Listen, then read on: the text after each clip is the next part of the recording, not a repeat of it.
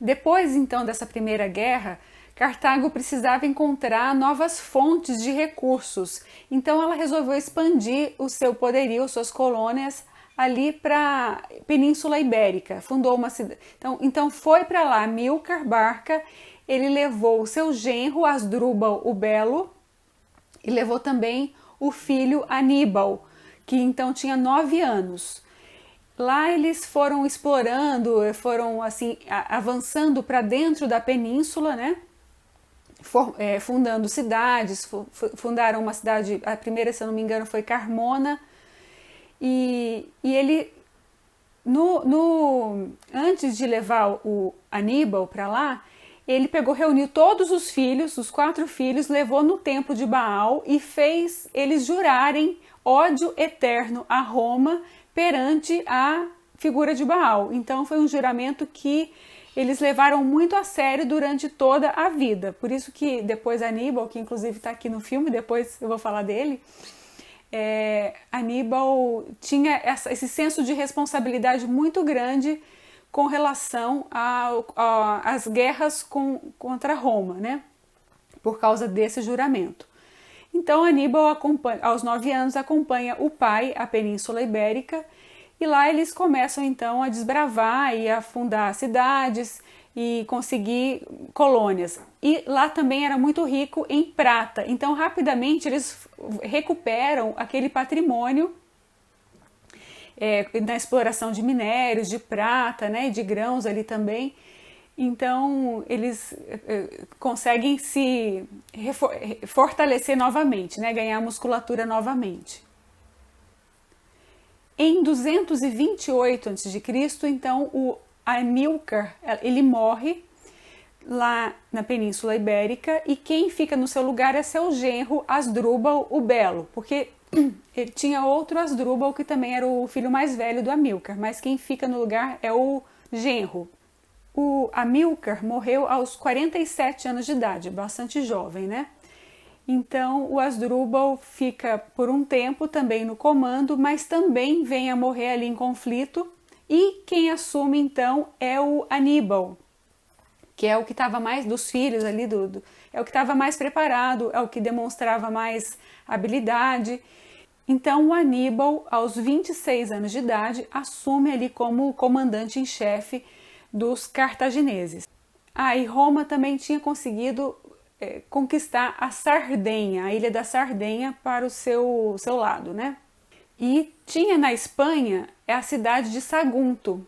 Então os barcas não poderiam chegar perto, nem chegar perto da cidade de Sagunto, porque era de poderio de Roma.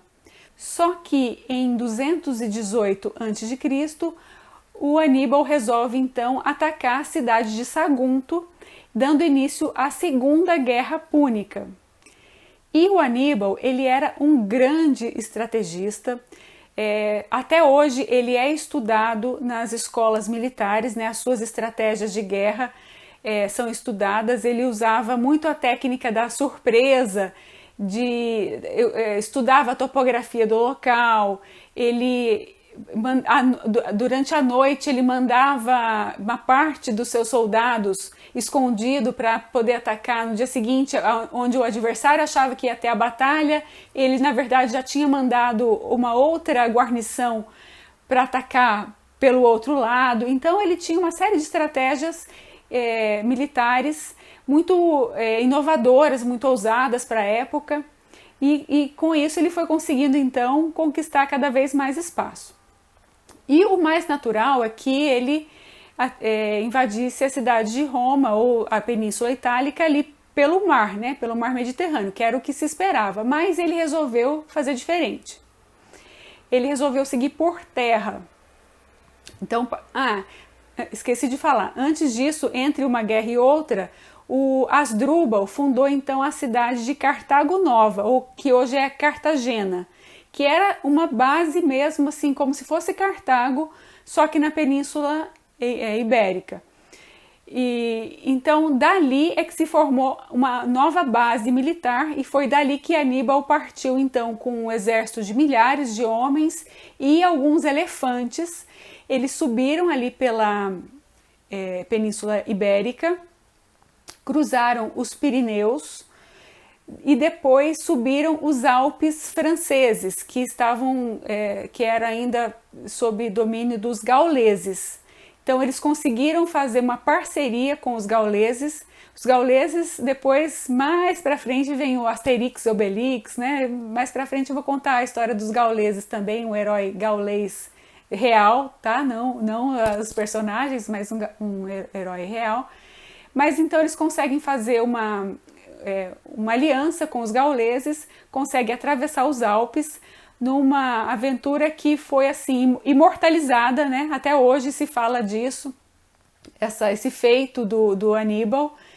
E muitos elefantes morreram, muitos soldados morreram, né, ali por causa do frio, eles não eram acostumados com aquelas temperaturas e tudo mais, mas ainda assim ele consegue chegar ali no Vale do Pó, o rio Pó, né, da Itália, com alguns elefantes e milhares de soldados. E ali ele foi fazendo seus acampamentos e de novo começa guerras, uma hora vence um, outra hora vence outra, ele vai chegando muito perto da cidade de Roma. Monta acampamento ali e ali ele fica durante muitos anos. Além do juramento que ele tinha feito ao pai, né, de jurar ódio eterno a Roma, eles também tinham essa vontade de seguir os mesmos feitos de Alexandre o Grande, Alexandre Magno, né, e também de Hércules ou Heracles, porque eram coisas assim que eles tinham muita admiração, tá? Então eles queriam seguir mais ou menos os mesmos passos, tanto que nas moedas cunhadas com o rosto ali de Aníbal, no caso, todos eles tiveram, né, algumas moedas, mas as moedas com a face de Aníbal, que de um lado tem o rosto dele com a clava de Hércules, que era a arma que Hércules usava, e do outro lado o elefante, né, estampado ali, simbolizando a estratégia que ele usava, né. Os elefantes, na verdade, eram como se fossem tanques de guerra, né, era uma coisa que os romanos não tinham a menor chance, né, de lutar contra eles. Mas, de vez em quando, os elefantes também se atrapalhavam ali, né, porque eles não eram bem adestrados, então, de vez em quando, eles escapavam e acabavam matando assim até os próprios soldados de Cartago. Sempre que a gente vê imagens do que teria sido a cidade de Cartago, né, com base ali nas ruínas, né, nas escavações arqueológicas, aparece uma estrutura, de uma obra de engenharia ali, uma obra circular, que seria então um porto, é o chamado Coton. Não sei se é assim que pronuncia, tá? Mas é Coton, que seria uma estação portuária onde os navios entravam e teria aquela série de docas e o navio então ele era puxado ali para dentro para poder ser armazenado. Então o navio encaixava ali naquelas docas e era feito então a carga e a descarga dos materiais. Então Aníbal, quando ele se instalou lá próximo a Roma, ele foi um verdadeiro pesadelo, tá? Ele travou várias batalhas e foi vencedor em quase todas elas, algumas muito assim devastadoras para Roma, uma no lago de Trasimeno, não sei se fala desse jeito, tá? Outra também foi a Batalha de Canas, que foi devastadora para Roma, mas aos poucos a Roma sempre conseguia se recuperar. Tá? Então, teve o general Quinto Fábio Máximos, que ofereceu grande resistência. Ele não conseguiu combater o Aníbal, porém ele ofereceu grande resistência para que Roma pudesse então se refazer das suas derrotas, né, e montar uma outra estratégia.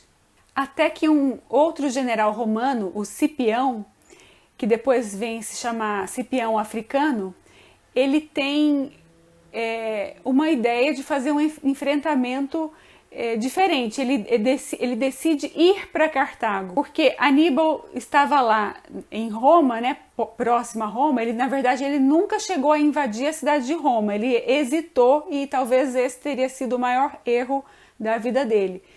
Então, o Cipião, ele decide descer para a África, tá? Ele decide ir para Cartago e atacar os cartagineses na própria casa.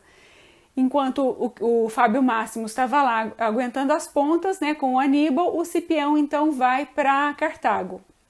E com isso, o Aníbal precisa voltar também para Cartago para poder defender, né? Ele é chamado de volta, ele já está bem desgastado, porque toda aquela resistência oferecida pelo Fábio Máximos fez com que ele fosse perdendo muitos recursos, ele já não tinha a mesma influência.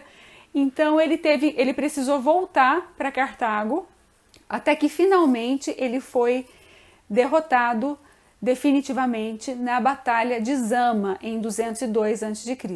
Depois dessa derrota, ele se suicidou usando o veneno que ele guardava num anel que ele levava com ele, para caso, né, chegasse esse momento, que se ele fosse capturado ou coisa assim, então ao final dessa Batalha de Zama, ele usou esse veneno do anel e tirou a própria vida. Então era isso sobre a Segunda Guerra Púnica. Eu ainda quero falar sobre os filmes e sobre o desfecho, né, a Terceira Guerra, mas vou fazer isso no próximo vídeo. Espero vocês lá.